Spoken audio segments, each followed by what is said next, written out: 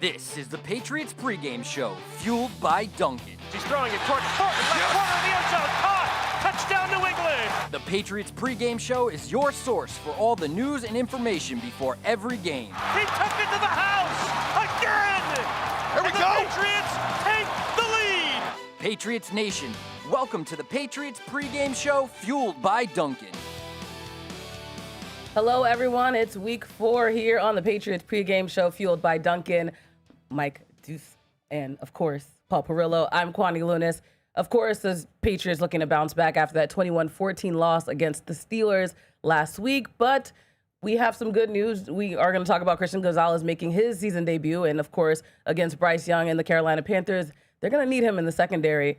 But we're going to get into the keys. That's going to be very important. But I have a question for you two. Do you know what is more important to the Patriots than the keys to the game? What, Mike? Winning the game? Dunkin', actually. That's important as well, actually. But let's talk about Dunkin' really quickly. You got a bacon, egg, and cheese sandwich. Think about this. Hash browns and a coffee, all for $6. And yes, it's actually as good as it sounds. You can order now only at Dunkin'. No substitutions. Participation and times may vary. Offer prices vary in California and Hawaii. Limited time offer. And it cannot be combined with any other offers. Exclusions and terms do apply. Like I said, we are going to get into the keys of the game. But last week we talked about the fact that the offense had 5 turnovers. Like we mentioned, Christian Gonzalez, the cornerback, finally making his season debut. They're going to need him tonight. So before we get into the keys, what does him being on the field mean for the Patriots today? It just makes their defense whole, right? We keep saying all of these. Again. No, but like the first 3 weeks, there's been, to put it kindly, some ups and downs on defense, and we keep throwing out the caveat. I'd like to see what it looks like when the best player on the team, Christian Gonzalez, is back in there. We don't have to say that anymore because he's back in there now. Yeah. For me, it's a trickle-down effect as much as it's getting the Absolutely, talent of Christian Mike. Gonzalez on the field. Maybe allows a little more freedom with Carlton Davis. And how does it affect Alex Austin? We saw him last week give up a couple penalties, went out of the game, was substituted for. Now that he can go back into a role of kind of being a third corner, does he get back into the mix? During the season, Christian Gonzalez was pretty much out the whole training camp. So you saw a lot of Alex Austin. As camp progressed, he played pretty well. He got a little bit of time in the slot as well. So that trickle-down effect, I think, will help. Carolina doesn't have a ton of weapons, but Ted McMillan is a really, really good player as a rookie. He's tall, he's fast. But I think the Patriots now have some options instead of feeling like we've got to put Carlton Davis on him and then just kind of mix and match the rest of the way. Now you've got Christian Gonzalez to play with. I'm sure he's excited to get out there, and it's great to have him back. Yeah, we got to see him warming up earlier on the field, so it looks like he's ready to go. Yeah. But like I said, let's just get into those keys. You've waited all week for it. The whole team's in the locker room right now just listening to this, waiting to hear what you're going to say. Here are this week's keys to the game. All right, who wants to go first? Me. The pressure's Go on. ahead, Michael. ready to go. Go ahead, I'm Michael. going to go. I think Paul's got a good key as well. And I think that it does really start with cleaning up the mistakes from last week. There's just everything else is secondary too. Don't turn the ball over 5 times because you do that, any time will beat you. For me, it's finish, and specifically towards the offensive side of the ball. Saw some finish out of the defense a couple weeks ago when they were in Miami. Defense didn't do a ton during the game, but then they came down to the end when it was winning time, clutch time. Milton Williams stepped up with a big sack. So I think today I'd just love to see finish, and not just the sense of getting to the second half and putting together maybe a drive or a score to put the game away. It's just everything. That includes going into the turnovers, holding the ball, holding onto the ball through the ground, finishing the plays. We've heard Mike Vrabel say this phrase a ton, all spring, all summer, finish. I want to see the finish today, and especially down the end. You have a chance to win this game, to close it out on your terms. You got to take it. Big step forward for Drake May and the offense if they're able to do that today. Yeah, Mike and I are really on the same page with this one. We look at the game last week, and we don't really see anything that the other team necessarily did that cost you a chance to win. It was all kind of self-inflicted. And again, I'm not taking all the credit away from Pittsburgh's defense for forcing any of those turnovers, but they certainly didn't force all of them. So just clean it up a little bit. They cut back on the penalties in the second half last week. I think, Mike, you had that number. They only had 1 of their 7 penalties in the second half, so maybe that's a sign of cleaning that element of the game up. Hold on to the ball. And look, this is a weird stat, but something's got to give today, right? Patriots are 3-16 in their last 19 home games. Oh, wow, yeah. Panthers are 2-17 in their last 19 road games. It's the best of the worst. Patriots. What is it? It's like when a movable force meets something that can't and stay in one place. A completely resistible object. Yes, the Patriots, I think you just clean it up and get a win today in front of your home crowd, and would start a trend in the other direction where this Gillette Stadium home crowd works for them again, and it becomes a tough place to play like it was for all those years. Yeah. It's a huge part, Paul. And I wrote early in this season, I think during maybe even like March, February, I wrote in my notes of like, be the best of the bad teams. You're playing a schedule that's got a lot of bad teams on it. I think we can all agree that, in week one, you maybe let one get away to what was probably not going to be a great game, a great team in the Raiders. We're seeing the Steelers have a little bit of success, but there's already 2 games I felt like where you had a chance. And these are teams that are similar to you. They're going to be on the bubble, maybe of the playoffs or below. So this is the time. The Patriots have to start winning these games. And you don't want to say that this is, a critical turning point in the season, but we've seen it enough the last few years. That when you start to lose games, it gets worse every time you lose, and it gets harder to dig out of the hole. So right now you're 1-2. You have a chance to go 2-2, win this hold serve at home. As Paul said, you've got to start winning games at home. It's absolutely critical to this program to start making this a hard place to play again today. So huge game. It feels weird to overstate it, but when you get to this point of back-to-back 4-win seasons, you realize early week 4, week 5, week 6, this is when your team should start to be coming together, starting to, play the way that Mike Vrabel wants them to play, eliminate the mistakes. Tackling can't be as much as an excuse that, we didn't tackle all summer. All right, well, you've got 3 games under your belt now. Now's the time to start playing clean football, play well at home, stop turning the ball over. I really have high hopes that the Patriots can kind of put it all together today and explode and not make the stupid mistakes and win the game. That we've been seeing. And I love your point about being the best of the worst teams. Obviously, both teams right now being 1-2, but that's the reason why my key is prowl the pocket. And I have it on both ends on the ball specifically because I think they need to be intentional. When you look at Carolina, the Panthers have allowed 5 sacks in the last 3 games. And if for the Patriots specifically, if they're going to capitalize on anything that they've done last week, make sure that you're getting to Bryce Young as much as you can, because that's the only way you're going to obviously be able to stop him. But of course, we talk about the New England offensive line as well. They've had some struggles this season, allowing 12 sacks for 48 yards. They need to protect, obviously, Drake May, make sure that he's able to be comfortable and prowl himself in the pocket. So looking both sides of the ball for that one, just because it's very important for them to get this win. Yeah, I think it's really interesting this week. This is the first time you've seen a Patriots defense go against a really mobile quarterback. The 3 quarterbacks they faced, maybe they were mobile at one point in their careers, but not really anymore. Maybe a new challenge for that front 4. Maybe trying to keep Bryce Young in the pocket. Don't let him get out. Make some, he had a touchdown run last week. He hasn't been overly effective with his legs, but he can scoot. Of all the guys that can, I agree with you. They call him a jitterbug. You brought that up during the week, and not everybody on the panel agreed, but I did agree with you. I think that if you keep him in the pocket, I think he lacks the size to necessarily navigate it, on a consistent basis. So I think when he's able to slide around, and I think he puts some pressure on that second level to make sure he doesn't take off and run, I think that's when he becomes a little bit more effective as a passer. I think Bryce Young certainly remains a work in progress. He hasn't been able to consistently put it together, but he has shown flashes of ability. So don't let him get going today. Don't let him get hot and feel confident.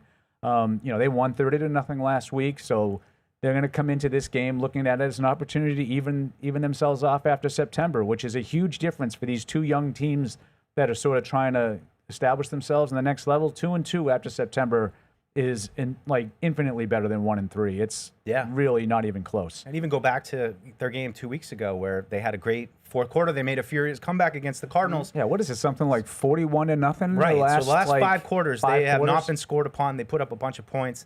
One point I would make, though, is Jatavian Sanders is out today. And, although he's not a prolific receiver, I think he was a really good safety outlet. And Legette's out, too, for the Panthers. And I know he's been a disappointment, but these are their guys. Right. Those are their 3 guys with Ted McMillan, and, the other 2 are gone. So I think it'll be a big Chuba Hubbard game for Carolina. They'll probably try to use him both on the ground and as a receiver. And then it's McMillan, and I think we go back to Gonzalez. I want to see Gonzalez and McMillan today right off the go. I want to see him sort of taking the other team's best weapon and see how it goes. Yeah.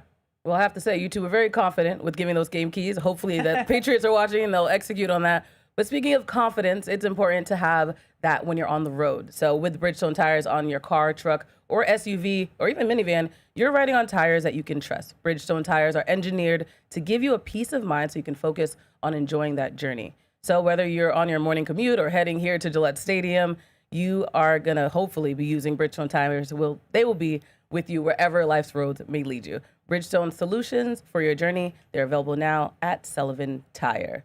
So like we mentioned, we were talking about last week how the Patriots just need to protect the ball. And Drake May was talking in the press conferences this week, talking about how when you realize you need to protect the ball, overemphasizing those mistakes is what's going to be important for executing this week.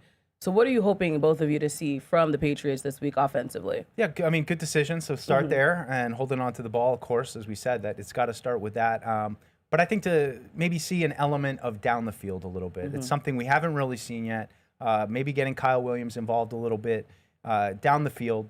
Those are things, next step for this offense. I think we've seen plenty of Rhamondre Stevenson, Hunter Henry. We know that Josh is kind of running the offense through those guys right now, but now's the time to start to grow and expand and really round out the offense. So, look for some plays maybe, trying to get down the field. I think it'll be tough. I mean, Carolina plays a lot of zone coverage. They play a lot of cover 3, keeping 3 guys back, similar to what we saw from the Raiders in week 1. So there weren't a lot of downfield passes then either. But still, I think Drake is too good. He's got too good of an arm not to take some of these shots. Was what I was most impressed about him last year. He did not hesitate to chuck the ball down the field. Look at that first touchdown he threw to Kayshon Boutte last year against the Texans, where he launched it up perfect. Just like to see at least some attempts to try to get down the field today. I couldn't agree more. I think they need to stretch the field a little bit, and I think Kyle Williams would make a lot of sense to sort of – I think he's done what they've asked him to do so far in a very limited role. Let's put a little more on the rookie's plate, see if he handles that a little bit better, and then you respond accordingly if he does. Another interesting factor in this game, Gonzalez is going to get a lot of the headlines, but during the week, Mike, the big story was the running back situation and the fumbles with we keep talking about just got to hold on to the ball. Well, how do we expect Mike Vrabel to handle the running back workload today? He kind of indicated on Friday that there would be no discipline, which I'm not overly surprised with. But I would like to see sort of a change in roles. That's my feeling, is Gibson the lead guy. Stevenson, you can't stop fumbling if you don't ever get the ball again. So you can't prove to the coaches, Kwani, that I've learned my lesson, I'm holding on to the ball if you're just sitting on the bench or you're inactive. Obviously, he's not inactive today. So I don't know if it's 10 or 15 carries for Stevenson normally. Switch that and give those carries to Gibson today and give the 5 or 6 that Gibson would normally get to Stevenson. And hopefully everybody's holding on to the ball, and then you can sort of respond, in the future accordingly. But I think that's another interesting element of this game is what does Mike Vrabel do with those carries? Yeah, and that in Carolina's locker room, they're saying the same things that Pittsburgh said last week in theirs, which came out. Absolutely. And look, these guys are loose with the ball. So Rhamondre Stevenson has to come into this game fully expecting that there's going to be a swarm of Panthers around him every time trying to punch the ball out. I think Mike Reese had in his notes today they bought a new, I forget what the machine is, some kind of fumble machine that they have to run through. They have all the different arms and stuff. Maybe that makes a difference. But I agree with Paul. I think you come out of this game feeling well if maybe you do pull back on Stevenson a little bit, but give him some carries. He holds onto the ball. Maybe you get a win. Maybe he helps you ice the game out, and then you can start to build his confidence back up. Well, we have Nick in San Diego, who, to your point about no discipline, Paul, he actually just emailed asking, do you think the way that Vrabel and Josh coddled Stevenson last week on the sideline only reinforces some of those fumbling issues that he's having? And with BB, those players would be in the doghouse for a few weeks. Obviously, different coaching mechanisms is what he's alluding to. But he asked Paul, has anyone told you, this is unrelated, how similar your voice is to Hardy? That's like, I don't think I've heard that. I don't hear that. No, I don't know. No one's ever said that. You gotta fix your speakers. That'll leave a mark on his tiny little Here pillow. they come right now, as we're talking about. Walking down. There's Travion Henderson with the and people won't be happy, Mike. I don't know if you noticed the blue uniforms. The all blues. I mean, for some reason, this makes people lose their ever-loving minds. Too much blue. I never heard that Hardy thing. I can't hear it. I'm not a big, So Bill used to yell at them, and they would go 2 weeks. How'd that solve his problem? Because 2 years later, we're still having fumbling problems. Yep. So I don't have an issue with dealing with now. I don't think it could just go like last week. He fumbled the second time and he didn't get the ball again. I have no that to me is game. Right. That's dealing with it. That's handling. Like people say, well, there's no discipline. No, there already was discipline. Yeah, right. He didn't get the ball again in the rest of the second half. I just feel like if you're not like yelling and screaming and making a public declaration on social media, then you're not handling it properly. You're too soft on them. Like I'm hearing a lot of this. They had a soft camp stuff. We had it, I think, last week in the post-game show, and I heard that a little bit this week with, Greg Bedard saying I didn't really sense it as being an overly soft camp, but I'm not an NFL player, so I wouldn't be able to tell you what was harder or easier.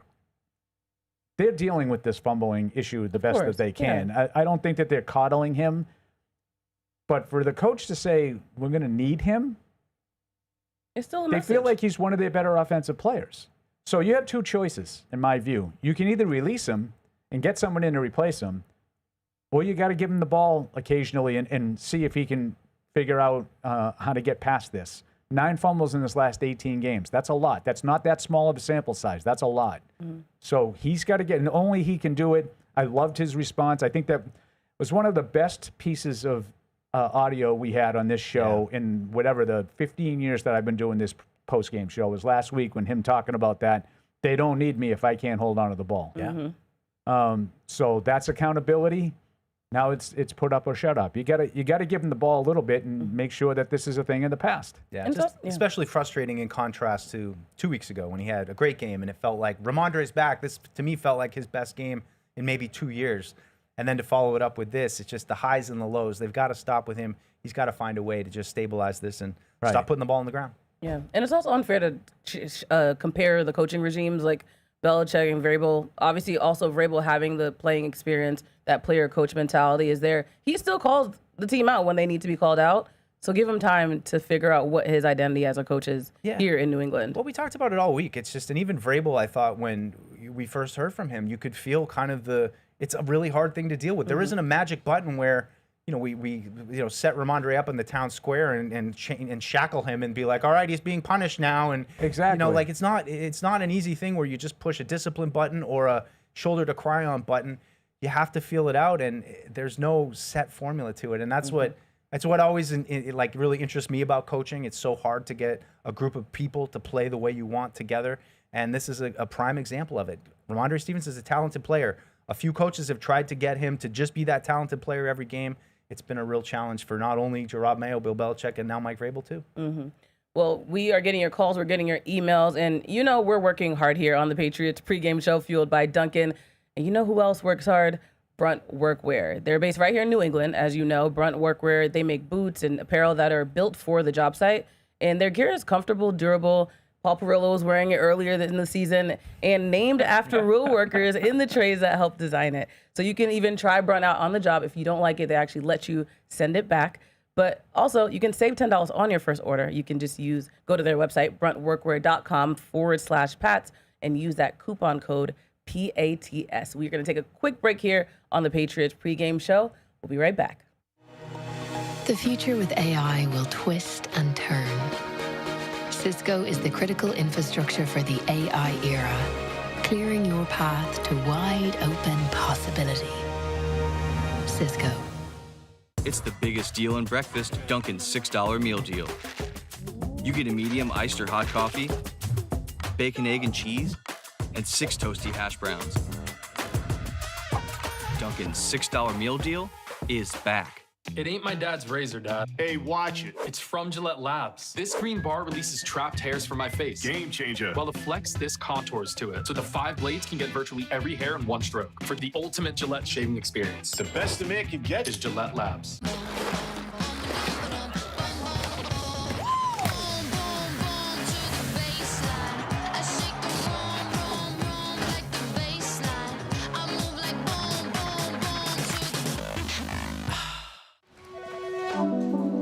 Let there be ideas too big to stay ideas, and the software to make them soar. Let there be anything. Autodesk. The future with AI will twist and turn. Cisco is the critical infrastructure for the AI era, clearing your path to wide open possibility. Cisco. It's the biggest deal in breakfast, Dunkin's $6 meal deal. You get a medium iced or hot coffee, bacon, egg, and cheese, and 6 toasty hash browns. Dunkin's $6 meal deal is back.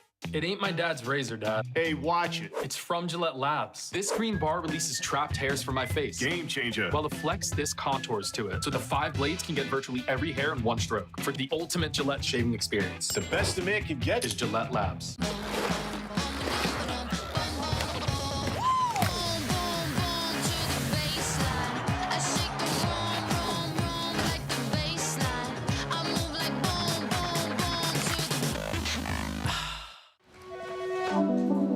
Let there be ideas too big to stay ideas, and the software to make them soar. Let there be anything. Autodesk. Join the show by calling in at 855-500 or email at podcast@patriots.com. Now, back to the Patriots pregame show fueled by Dunkin'. Welcome back to the Patriots pregame show, fueled by Dunkin'. And I was outside in the parking lot of Gillette Stadium earlier. There are a lot of fans tailgating right now, and hopefully they're washing down those hot dogs with some refreshing Pepsi. Hey, fans, by the way, you know game day is here, so stock up. Grab a refreshing Pepsi Zero sugar pack, 12-pack specifically, now because tailgating deserves a Pepsi. All right, we're back here talking about the Patriots, Week 4, facing off against the Carolina Panthers. And one thing we've been talking about over the last few weeks is their defense. But unfortunately, we are going to talk about the defensive coordinator, Terrell Williams. We know that he'd been out for the last 3 games for coaching reasons. But you were there, Deuce, in the press conference. Yeah. What was the feeling? Well, it was tough. I mean, we came into the press conference on Friday with Mike Vrabel, and he started it off with a tough announcement that unfortunately Terrell Williams had been diagnosed with prostate cancer, and he had previously been out all summer with a health issue, and now to have this, I think you see the team now today. You're seeing a lot of T-shirts that say "T Strong," teams wearing those in support for Terrell. You can tell how much everyone cares about Terrell Williams. Mike Vrabel's been with him a long time. We've had more press conferences, I think, than anybody would care to have about him talking about, what Terrell Williams means to him because of the health issues that Terrell's experienced this year. And, your heart goes out to him. He's been a long-time coach in this league, finally gets his chance to be a defensive coordinator, and then it seems like he gets a 1-2 punch here in 2025. So, he's on the minds of the team, and certainly all the staff here really care for that guy. And it'll be Zach Core continuing to call the defense. And we just hope that Terrell Williams is able to get healthy and get back soon, because it's clear he's a big part of what Mike Vrabel wants to do here. And you can, like I said, you can tell how much he means to not only Vrabel but all the players. Yeah, obviously it's a miserable situation, for everybody. And Mike, you were in the press conference, so I know you felt the emotion. You could feel the weight of it on Vrabel for sure. And you're right to mention the fact that that they've been together for a while. And not only that, but for a guy like Williams, who's been around the league a little bit and, spent time in college as well, he's a little bit older to be a first-time play caller on defense, and really does it for one game. And now, he's not going to be able to do it. But, unfortunately, I guess fortunately for the players themselves, but unfortunately in general, they had some experience with this throughout the spring and offseason and into, minicamp, because Zach Core was basically doing this while Williams was gone with his previous medical situation. So at least the team has some experience dealing, the defensive players have some experience dealing with life without Williams. But, I'm hoping, obviously, the thoughts and prayers with T and for him and his family. And for the Patriots in general. I know this is, something very close to them. And, Mike mentioned the T-shirts. They're wearing T Strong. So hopefully this is something that he can overcome. Yeah, just real quick to put it in perspective. I mean, Terrell Williams started in 1988 as a 24-year-old coach at somewhere called Fort Scott Community College way back when. The Fighting Scots, I believe. But then you've got, stops at North Carolina A&T, Youngstown State, Akron, Purdue, Texas A&M. Then he makes the jump to the Oakland Raiders, Miami Dolphins, Tennessee Titans with Vrabel there in 2018, So you just see what a long road it's been since 1998 for Terrell Williams to get to here. And yeah, just all our thoughts and prayers with him. And hopefully we see him back out there this season. Absolutely. We're wishing a speedy recovery for sure. We're getting a lot of phone calls. So are you two okay with Let's do it. Let's jump in. Let's do it as we watch Drake May slinging the rock. Pregame with those all blues that drive everybody insane. I love it. I think they look good. Now going against his childhood team. He's got to light him up. Come on, Drake. Light him up today. Gimme. All right, we're going to get Pat and Agawam up first. Patty. Hey, good afternoon, everyone. Hey. Good afternoon. Yeah, so just to piggyback off what you guys said, lots of love and prayers of good blessings for Terrell Williams. Even if he's never able to, grace the sideline again, just for him and his sake and his family, I hope he gets over this. And you guys brought up something that I wanted to talk about, which is Kyle Williams. Alex Barth had this idea of pretty much playing Steph Diggs in the slot, having Williams as your Z, and keeping Kayshon Boutte at the X, and just let's see if we can test these guys deep, because at a certain point before fans start calling for Efton Chisholm, we got to see what we have in Kyle Williams first. I 100% agree with that. I wanted to see what you guys thought of that, and let's go, baby. I got the Pats winning big today. All right, Patty. Mike, I'm going to let you handle the Steph Diggs to the slot talk. Yeah, so does that mean we're pulling Steph Diggs off the slot and on early downs? We're just going to put him on third down. He's only 3 receivers set guy now. Why don't you tell everybody where Steph Diggs is lined up predominantly this season? He's been playing in the slot almost 50% of the time. I think that's the perfect fit for him. This has become a storyline this week that I don't know exactly what it means. 100%, don't let him play outside. I think that does a disservice to Steph Diggs and what he's able to do. You want Steph Diggs to be able to move around and take advantage of matchups. Sometimes he'll be in the slot. Sometimes he'll be in the outside. I agree. I just don't understand, how that has to be connected. Keep Steph Diggs out there eventually every snap. He's a movable piece. He should be Drake May's boo. So I think what we're really talking about. You're big on the boo talk today. Boo, my boo. Just talking about my boo. So I'm not advocating for Chisholm yet, but let's watch Demario Douglas today. Let's see how he does against another zone-heavy team. Is he got the chemistry with Drake? Does he know where the holes in the coverage are? If you want to talk to me about maybe someday if Douglas doesn't start to pick it up, then you give Chisholm a chance as the 4th receiver, the Danny Amendola in that kind of role, sure. But I don't know. Some of this Steph Diggs to the slot, I don't really understand. Yeah, and if they continue to have problems being productive while targeting Douglas, then I would just advocate, let's start targeting some of the other guys more often.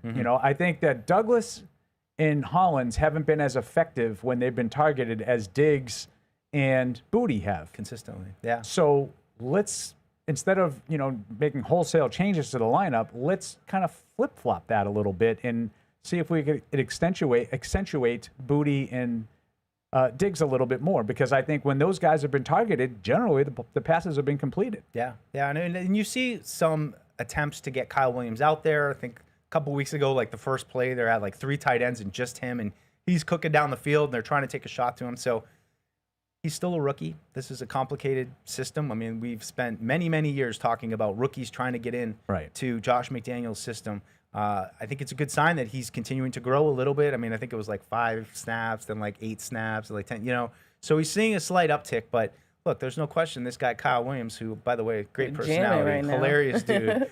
Just can't get enough of him in the locker room. He's hilarious. But I think it's pointing in the right direction. But Paul, you might remember, I would see him similar a little bit to Malcolm Mitchell in 2016, who I don't know if he came out of the gate guns blazing and kind of worked his way in. Yeah, it was a little different only because he was injured a lot. But yeah, he's an outside receiver. That's similar roles. And it's not rare for a rookie to take a little while to sort of get acclimated. It doesn't mean that he's not necessarily on track. And like you said, hasn't been a lot, but when they have looked at Kyle Williams, he's been where he's supposed to be. He's caught the ball when he's supposed to catch the ball. It's been small, modest production, but when called upon, he's done it. Yeah, I would just say you're seeing the tight ends come out right here with Hunter Henry, who, just moved into 3rd place all time in the Patriots tight end receiving behind Rob Gronkowski and Ben Coates. What a group that is.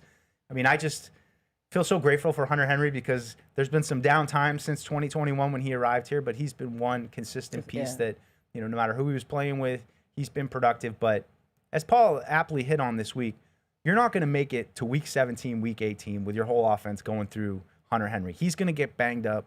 Austin Hooper's been a good complementary piece as well, but they have to diversify this attack. It has to be about the receivers. We got to get going other with guys. And I know that Hunter Henry's probably not feeling great, but he got it his way. He practiced all 3 days this week. He, the full go in practice. Give him marks for toughness, because I know he's not feeling great after some of those hits he took. I mean, he had like eight catches for 90 yards last week, so he took the vast majority of the offense last week went through him, and good. I think that's a good sign for him. Just not missing a beat. He's back out there this week, and they need it. They're going to need him, because Mike's right. Right now, it's going through the running backs and the tight ends in the passing game. Yeah. One more significant piece too, I just probably think we should bring up is Jared Wilson is inactive. So it seems like Ben Brown, who was in a position battle all summer long for the center and left guard spot, did a great job last year, came in on short notice, stepped right in and played center for I believe he finished out the year after the Patriots had center problems. So Ben Brown's going to get an opportunity today at left guard. We'll see how that looks. But, just a little bit of a change there that I think we should be aware of, especially with, Derek Brown on the Panthers, who is an outstanding force. And there's a lot of, holes I think you could maybe attack with this Panthers team, but he's one that you're going to have to be wary of. And especially when you run into that line, he's going to be trying to get that ball. So watch out for Derek Brown. Absolutely. All right. Deshaun is in Virginia. Hello, guys. How you guys doing? Hey, Deshaun. Good. I think that one of the biggest things that people are undermining is when it comes to this offense, if they don't really start doing their job, they can really play this locker room, because the defense, I can see the defense looking, making a side eye at the offense, because honestly, like I said, I knew the defense would come to their own at some point, but if the offense is not doing their job, it can really plague this whole new regime that they got going on for this season. Yeah. And I think it's really, really important for them to actually score points, because when you look at throughout the season, you can't overlook anybody, because I believe this offense is capable of losing games by itself. Just like today, if they have turnovers or whatever, I believe that the Panthers can really do some things if they have turnovers. Yeah, I mean, that absolutely can happen on teams. There can be a fracture when one side of the ball is playing but both really sides well. need work right now. Yeah, that ain't happening. Okay. That ain't happening with the right. 2025 New England Patriots. This defense has basically played two pretty good quarters of football. Yeah, I don't think that they've anywhere near the situation where they're looking at the offense side-eyed, wondering when you're going to hold up your end of the bargain. The offense has actually played better than the defense over the span of the first 3 weeks. Now, neither side, I don't think, has covered itself in glory. And last week, yes, she turned the ball over 5 times. It was a tie game with 7 minutes left, and the other team has the ball in their own, 25-yard line. They went 75 yards to score. So there's such thing as, points off turnovers, and then there's allowing the team to drive the length of the field off of turnovers. Yes, they allowed 14 points off turnovers. Both touchdown drives were long drives. It wasn't like they set up shop on, the Patriots took over on the 11-yard line. Yeah. For one of their turnovers, and they unfortunately turned it over right back. But I get what Deshaun's saying, and that definitely happens when one side of the ball is much stronger than the other. Carrying the team literally on their backs. That hasn't been the case so far. The Patriots' defense is ranked down or near the bottom in a lot of major categories. Yeah. Except run defense. Run defense has been very good, and I think that's going to be important today, Mike, because I think that's what Carolina, especially with the receivers out, their targets are out. Yeah. So I think it's going to be a lot of Chuba Hubbard. I think it's hard too at this point. I like saying that. Chuba. Chuba. Normally I put the ER at the end of that. My Boston would call it Chuber. Chuba. It's been one of the surprising parts for me of this team, and great get right now with Tonga, who I think is really everybody's been pretty impressed with him. Mike Vrabel was asked about him this week, saying how much he enjoys him as a person, but also just a little bit surprised with how well he moves and gets upfield. So, unheralded free agent signing. Tonga. He's been very good. Positive.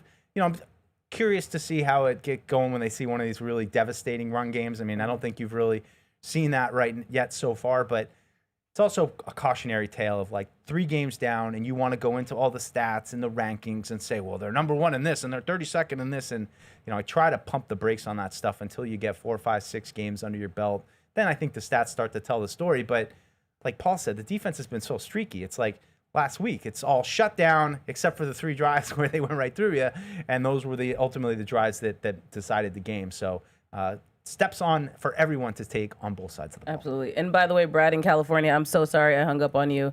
I answered too early and you guys were still talking, so you can call back if you'd like to. Sorry, Brad. But I'm going to get to Ron in New York while we wait for you to call back. Good afternoon, guys. Thanks for taking the call. Hey, Ron.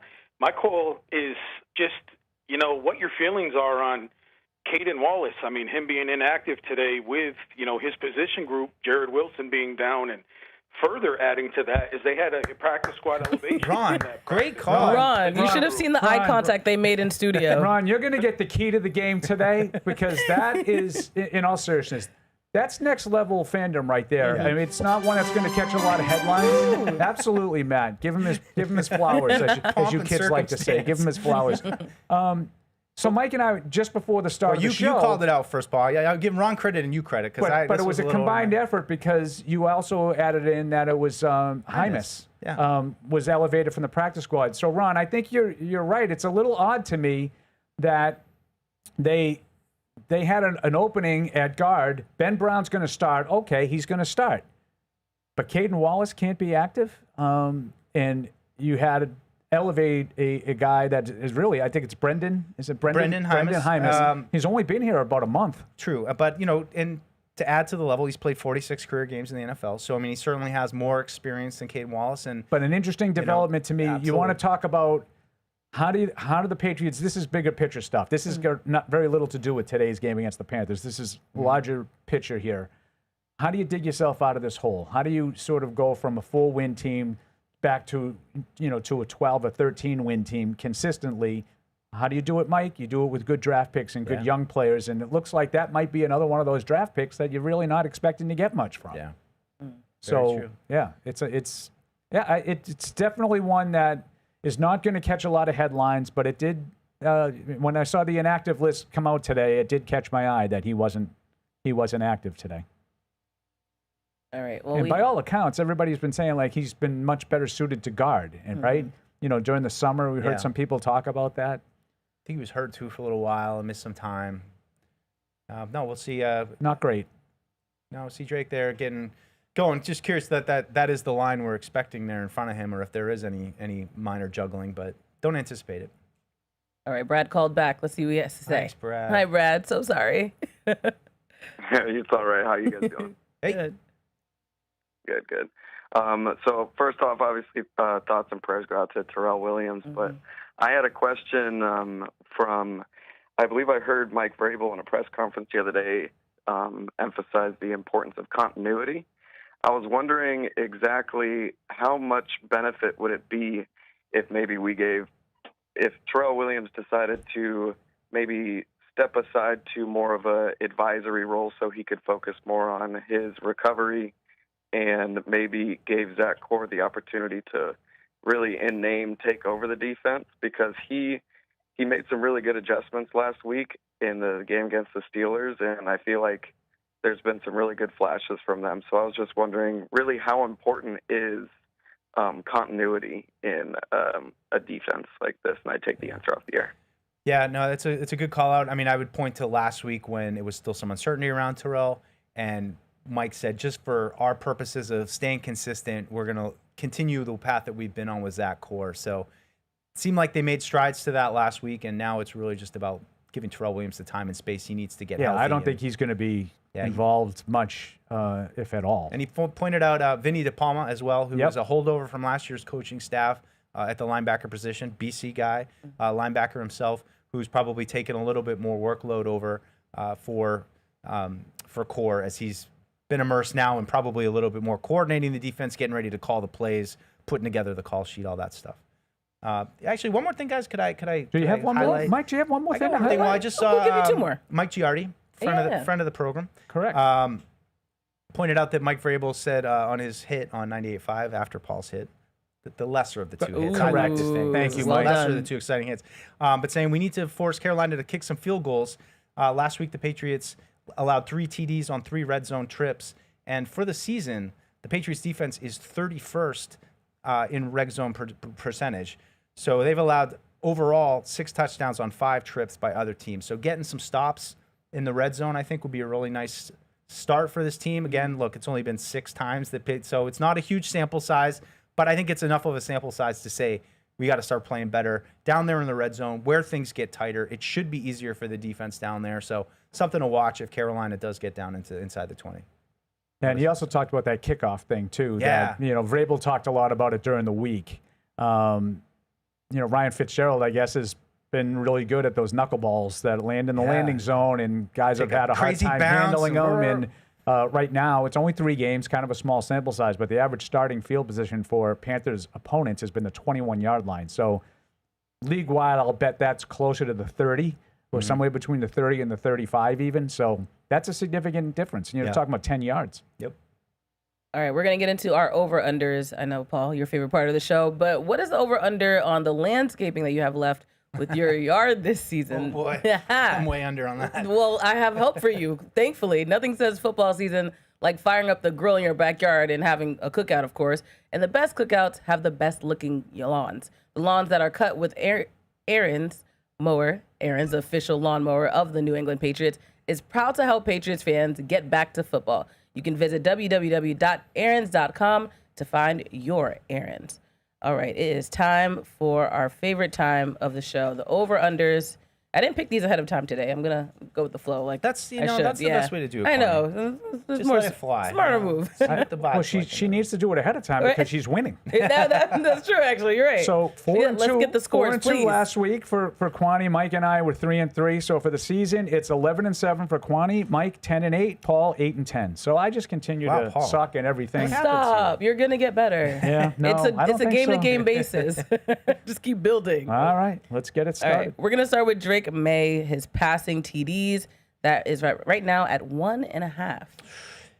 Ooh. I'll start us off. I feel please. good about Drake today. I think he's got 2 tutties in him. I'm going to go over. All right.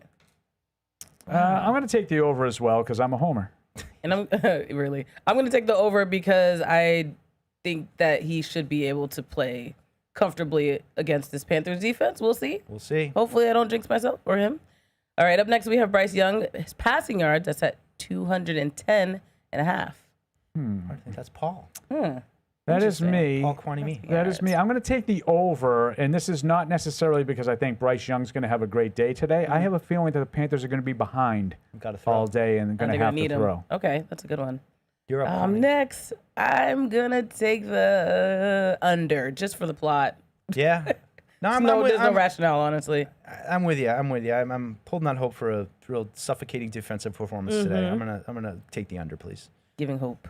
All right, up next we have Hunter Henry. We're just raving about him. His receiving yards, 40.5. You're up first. I'm gonna take the over on Hunter. We believe in you. You know what? I'm going to go under, just playing the odds a little bit. I think he's a little banged up, and I'd like to see them try to get a little bit to the wide receivers, maybe a little bit to Travion Henderson in space, get him some room to work with. So That's good rationale. I like it. I'm going to take the over. I am a little concerned about his health, but I think the one area that kind of concerns me for the Panthers defensively is the secondary, and rather not necessarily chase after J.C. Horn and those guys. So let's go to Hunter Henry. Status quo, if you will. By the way, Jaylen Brown's sideline of this game here. So bring that Celtics luck over to Gillette Stadium. All right, we have Andre Borregales kicking points at 7.5. Oh, man. So that's a hard one. At least 2 field goals and an extra point. These are tricky ones to even answer. Two field goals, 2 extra points. 2 extra points. Math is hard. Yeah. Math is hard. That's why I had to correct you. I'm going to have some fun. I'm going to go over on this one. I'm going to take the under. Oh, you guys. Fooey on field goals. We don't want any field goals. How about 5 extra points? I'm going to go over just believing in Borregales. All right. Next up, we have the total turnovers, 2.5. That's you, Paul. Well, I mean, I have to go over on that. These 2 teams are tied for second in the league in turnovers. So I'm going to have to say that There's continues. no other choice, Kwani. I'm going to go under. Just for it, just because. Just to make it interesting. I'm going to go over too, but I don't like it. That answer was definitely not rational on my part, but it's okay. All right, finally, we have the total score being at 42.5 points. That's you, Kwani. I'm going to take the, let's see if it said turnovers and then now I'm doing math. I'm going to take the Over. Oh my gosh, over. I'm just go with over. Yeah, This was a tricky one. I'm gonna go under on this one. Yeah, I'm a go under too, Mike. I don't think that the Panthers have much. I was like, a lot of dude, points. they have enough offense. That's why I don't know why I answered that way. Yeah. Whatever. We'll see. This is just for the fun, for the people. For the fun, for your father. All right, you guys know. It gets very serious down the stretch. It does. I'm stressed out. It doesn't at all. Don't worry. It only gets serious when I'm doing well, and I'm not. He's taunting us every time. Wait, before we actually listen to one of my favorite opens, as I've already established on this show, I have to tell you guys about one of my favorite chips. You know it, Fritos. Football fans, we always know. We talk about it. Traditions matter. So turning moments together with your family into truly something epic. They're what inspire us to make our masa and Tostitos the traditional way, starting with whole corn kernels, no artificial flavors, colors, or preservatives, all to give you that perfect crunch. You can discover your next tradition this football season by heading to the store and grabbing your Tostitos team bag and scanning that code for a chance to score an epic experience with the Patriots. Tostitos, traditions matter. And of course, now we get into our Sunday six-pack. This is the Sunday six-pack, so kick back and listen to my position. I'm itching to get the picks back. You better bring a big stack. Get it mixed, Jack. I came to win it, yeah, this is the Sunday six-pack. Sunday six-pack. We're going to start with the 1 o'clock games. First up, we have New Orleans, the Saints. They're in Buffalo.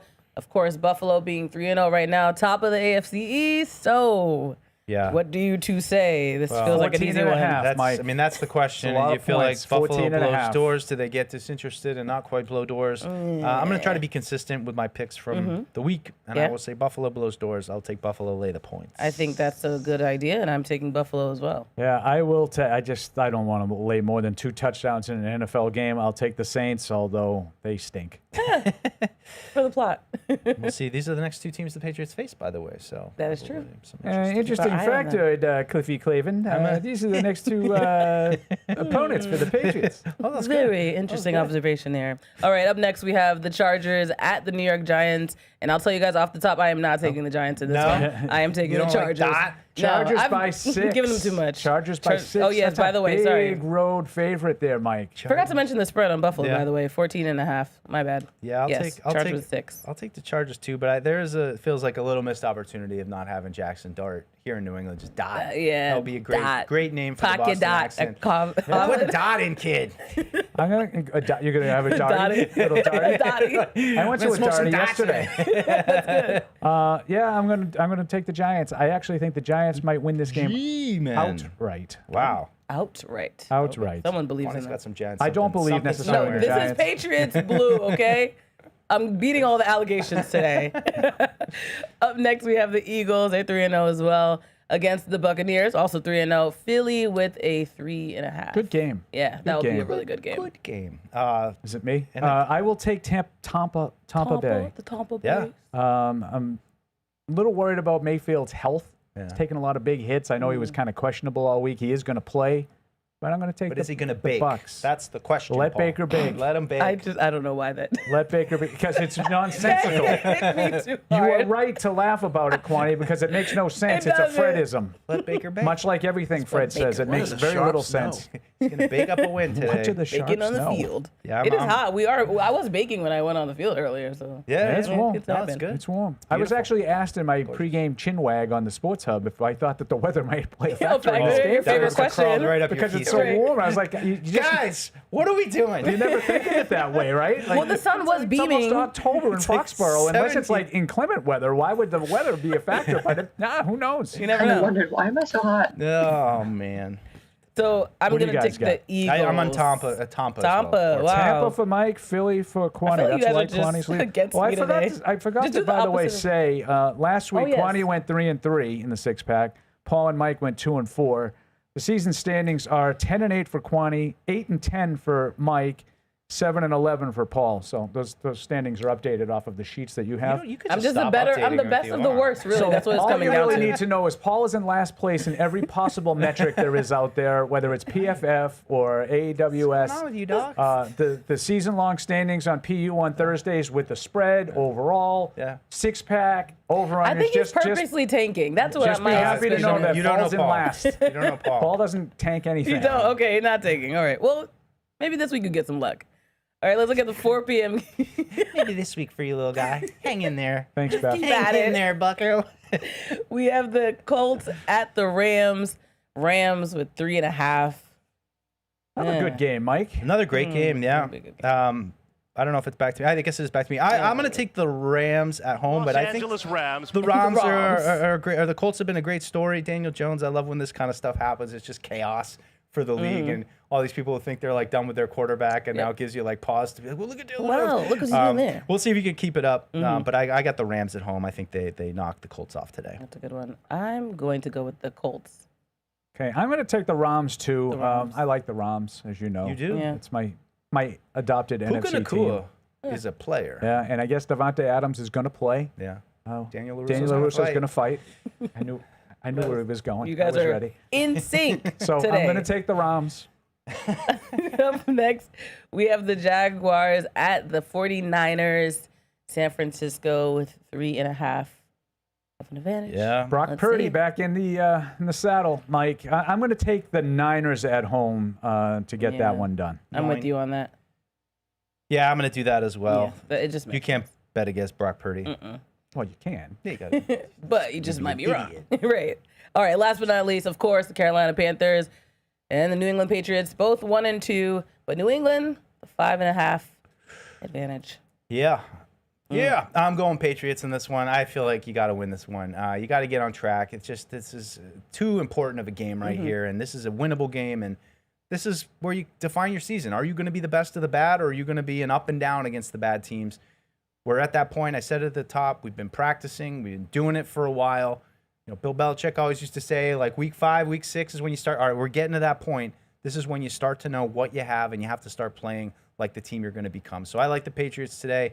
I don't think it's completely blow doors, but I'm going back to my original score, Paul, 27-13 Patriots. I like it. And that is my score that Mike stole from me. No, Oh Mike my actually. gosh. I had it, and I gave him said a 17. He I gave said him it 17 early on the show. He said it early when we were taping on Monday for a Puat. Was my initial Patriots instinct Unfiltered was on right. TV. Oh, that's a good acronym. Puat.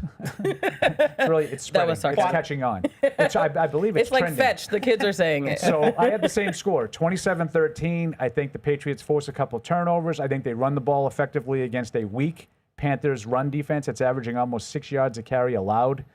Hold on to the ball, knock on wood, and I think the Patriots get a big home win that they have to have. Absolutely. I'm taking the Patriots as well. Like we said in our keys, just capitalize on the mistakes of the Panthers, and you guys can win this one. I believe in them. Yeah. I believe in this No, team. and you know, I just got to say, like, it's got to be for me more than just, well, we didn't completely blow it. Yeah. Like, one of those kind of wins. Like, I'd like to see, hey, it feels like it's starting to come together like that. And it doesn't have to be perfect. And I put 27 points. And I get it. They but need to win the game, and bottom line is they need to win the game. But I'm with Mike. Like 90% of this, if you come in and it's like a 13-10 win, and you turn the ball over 3 times, and the Panthers turn it over 4 times, and you just got the last one or something like that. Yeah, right. Not what we're looking for. No. They need to play a clean game. Yeah.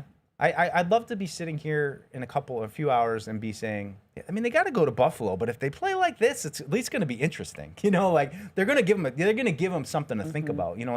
That's what I'd like to see, because look, Buffalo's waiting next week, no question. I think the Patriots have played better there in recent years. Played better against Josh Allen than a stretch where Josh Allen was just doing whatever he wanted every single time.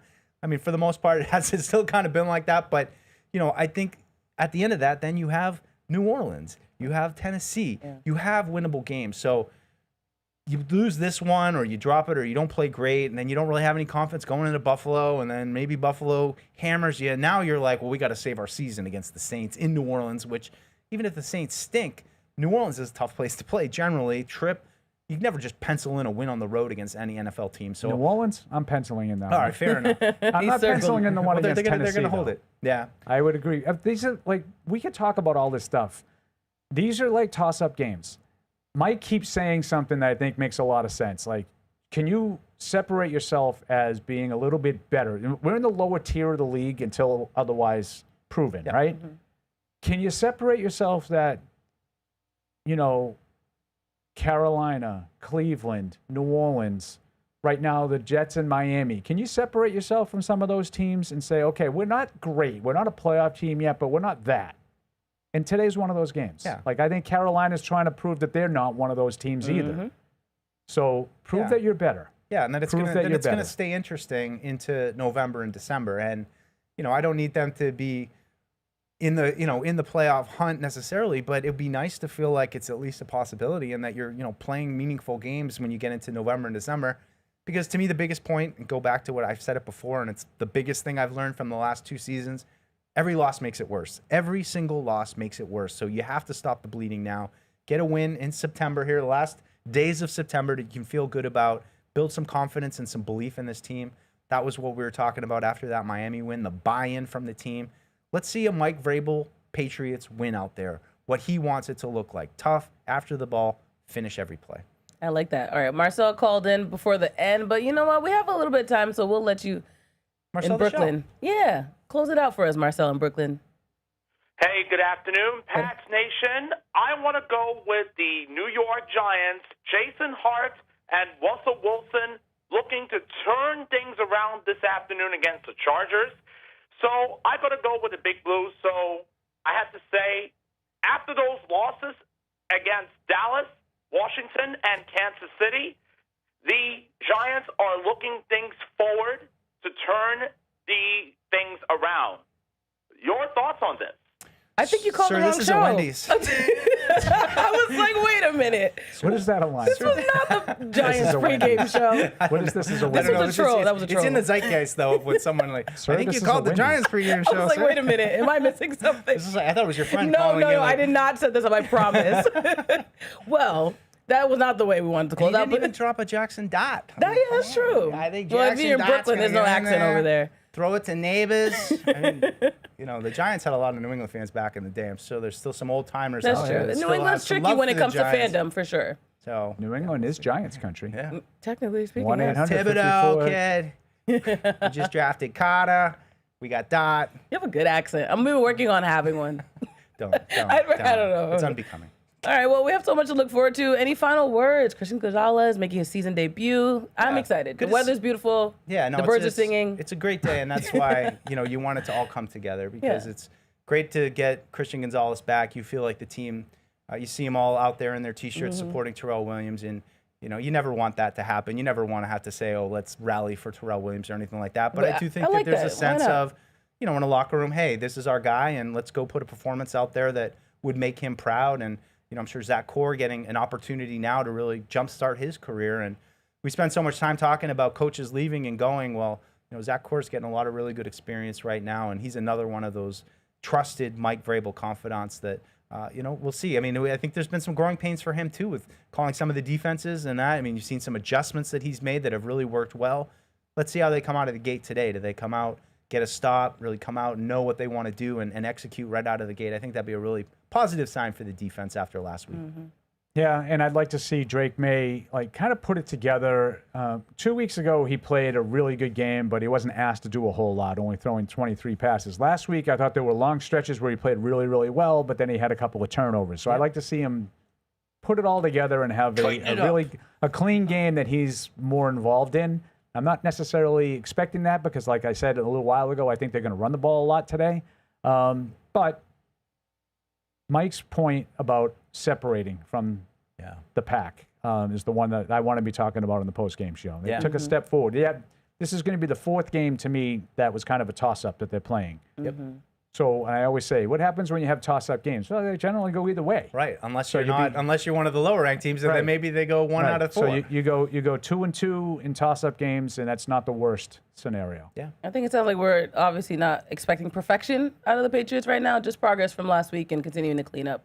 their act on both sides of the ball. Yeah, for sure. And I mean, to point out the penalty thing, because 2 weeks ago we were talking a lot about Will Campbell getting multiple false start penalties, and some of the tackles looking like they were trying to get a jump, and you only had one offensive penalty last week. You had Michael Onwenu going downfield, which is one of those timing kind of things. It wasn't a total mental brain fart like some of the other penalties have been in the past. And again, the one penalty on the defense in the second half was that Carlton Davis PI, which was marginal. So maybe that was a sign of, hey, we're cleaning it up in crunch time, and that's a big first step to take.